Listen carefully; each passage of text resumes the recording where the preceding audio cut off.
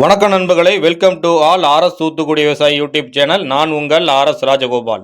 இன்னைக்கு நம்ம வீடியோவில் என்ன பார்க்க போகிறோம்னா, நம்ம தோட்டத்தில் 3 மாதம் ஆன முருங்கை மரத்துக்கு இப்போ நம்ம சாணி உரம் வைக்கிறோங்க.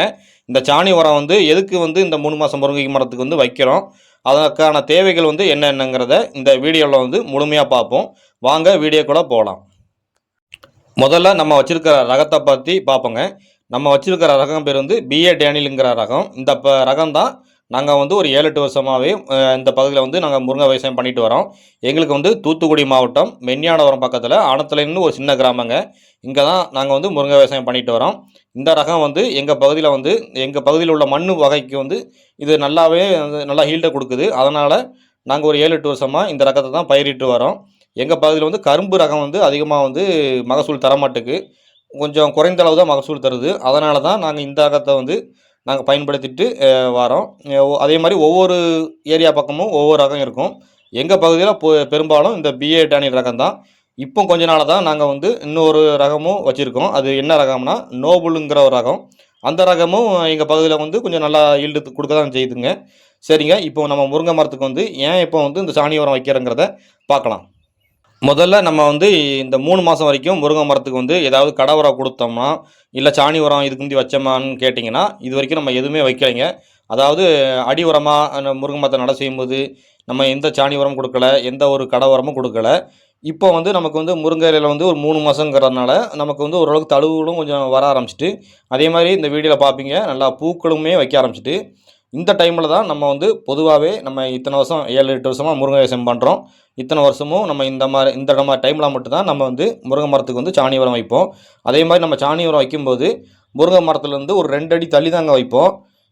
ஏன்னு கேட்டிங்கன்னா, நம்ம இப்போ முருங்கை மரத்துக்கு சின்ன மரமாக இருக்கிறனால லைட்டாக பேருக்கு தான் மண் கூட்டியிருப்போம். இன்னும் கொஞ்சம் கழித்து இன்னொரு 1 மாதம் இன்னும் 2 மாதம் போன பிறகு திருப்பி கொஞ்சம் இன்னொரு முருங்கை மரத்தோட வளர்ச்சி கொஞ்சம் அதிகமாகிடும். அந்த டைமில் நம்ம மறுபடியும் முருங்கை மரத்துக்கு இன்னும் அதிகப்படியான மண் கூட்டுவோம். அதனால் நம்ம எப்பயுமே முருங்கை மரத்துக்கு உரம் வைக்கும்போது ஒரு 2 அடி தள்ளியே வச்சுருவோம். ஏன்னு கேட்டிங்கன்னா, அந்த மண் திருப்பி கூட்டும்போது அந்த நம்ம சாணி உரம் வைக்கிற இடத்த திருப்பி இந்த மண் கூட்டும்போது மூடிடக்கூடாது. அதனால் நம்ம எப்பயும் இந்த மாதிரி முருங்கை மரத்துக்கு சாணி உரம் வைக்கும்போது ஒரு 2 அடி தள்ளியே நம்ம முருங்கை மரத்து மூட்டில் அதாவது இந்த பக்கமும் சரி அந்த பக்கமும் சரி 2 சைடில் முருங்கை மரத்து 2 சைட்லையுமே ஒவ்வொரு சைடும் ஒரு 2 அடி இடைவெளி விட்டு நம்ம வைக்கிறது நமக்கு என்றைக்கும் சேஃப்டிங்க.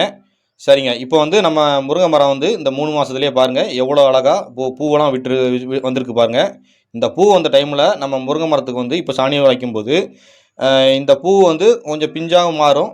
அது இல்லாமல் நமக்கு முருங்கை மரத்தோட இலையை பாருங்கள், இப்போ பழுப்பு கலர் தான் இருக்குது. அதாவது என்ன தான் நமக்கு மண்ணில் சத்துக்கள் இருந்தாலுமே நம்ம அந்த சாணி உரத்தில் கொடுத்து அந்த சத்தில் முருங்கை மரம் வளர்ந்து வருதுங்கிறதே தனிங்க. இப்போ கொஞ்சம் பழுப்பு இலை மாதிரி தான் இருக்கும். ஆனால் இந்த சாணி உரம் கொடுத்த பிறகு முருங்கையோட இலை இன்னொரு 1 மாதம் கழித்து நீங்கள் பார்த்தீங்கன்னா நல்லா கருன்ட்டு நல்லா கரும்பச்சையாக மாறிடும். அந்த மாதிரி இலை நல்லா கருன்னு பச்சையாக மாறணும்னா நம்ம இந்த டைம்லேயே நம்ம சாணி உரம் கொடுத்தா தான் இன்னொரு 1 மாதம் 1.5 மாதத்தில் அதோட ரியாக்ஷன் கொஞ்சமாவது நமக்கு தெரியும். அதுக்கப்புறம் ஒரு 3 மாதம் ஆன பிறகு நல்லாவே அதோட ரியாக்ஷன் ஆரம்பிச்சிடும், வேலை செய்ய ஆரம்பிச்சிடும். நம்ம இந்த டைமில் முருங்கை மரத்தில் உள்ள பூவை கூட நம்ம முருங்கை மரம் வளரணுங்கிறதுக்காக நம்ம இப்போ மேக்ஸிமம் பறித்து விட்ருவோங்க. ஏன்னா இந்த டைமில் பூ இருந்துச்சுன்னா முருங்கை மரத்தோட வளர்ச்சி கொஞ்சம் கம்மியாக இருக்கும். மற்றபடி இந்த பூ கூட நம்ம இப்போ சாணி உரம் வைக்கிறதுல நல்லா பிஞ்சு இறக்க தான் செய்யும். நம்ம இந்த ஒரு டைம் மட்டும் நம்ம முருங்கை மரத்தில் உள்ள பூவுகளை பறித்து விட்ருவோம். ஏன்னா சீக்கிரமாக முருங்கை மரம் வளரணுங்கிறதுக்காக நம்முடைய அடுத்த டைமில் இன்னொரு 2 மாதம் கழித்து திருப்பி நம்ம முருங்கை மரம் கொஞ்சம் நல்லா வேகமாக வளர்ந்து நல்லா பூ வைக்கும்போது இப்போ நம்ம வைக்கிற சாணி உரத்தோட பவர் அந்த டைமில் நல்லா வேலை செய்யுங்க. என்னென்னு கேட்டிங்கன்னா, அந்த பூ அதிகமான பொய் பூவை வைக்காமல் நல்ல பூவை வச்சு நல்லா பூ அதிகப்படியான பிஞ்சுகளை இறக்கி தரவுக்கும் நம்ம இப்போ இந்த 3 மாதத்தில் வைக்கிற சாணி உரம் பெரும் உதவியாக இருக்குங்க. நம்ம தோட்டத்தில் நம்மளும் ஒரு 7-8 வருஷமாகவே இந்த மாதிரி தான் நம்ம ஒரு 3 மாதத்துலேருந்து நம்ம சாணி உரத்தை வச்சு பராமரிச்சுட்டு வரோம்.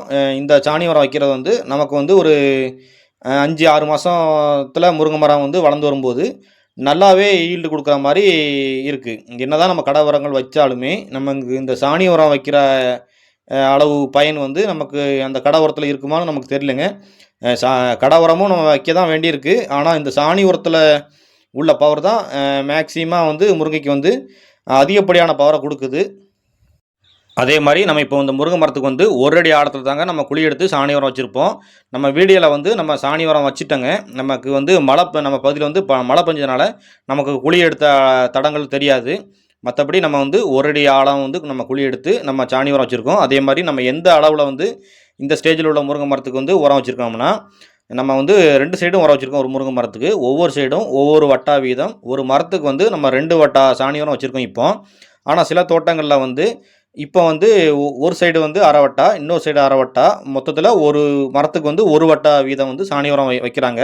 அது என்ன காரணம்னு கேட்டிங்கன்னா, அந்த தோட்டங்களில் வந்து ஒரு 6 மாதம் இப்போ வந்து தடவை உரம் வச்ச பிறகு, திருப்பி ஒரு 6 மாதம் கழிச்ச பிறகு, ஒவ்வொரு சைடும் ஒரு அரை அரை வட்டா வீதம், திருப்பியும் ஒரு வட்டா சாணி உரம் வந்து முருங்கை மரத்துக்கு வைப்பாங்க. ஆனால் நம்ம அப்படி வைக்கிறது இல்ல. நம்ம வருஷத்துக்கு வந்து ஒரு டைம் தான் வந்து முருங்கை மரத்துக்கு சாணி உரம் வைப்போம்.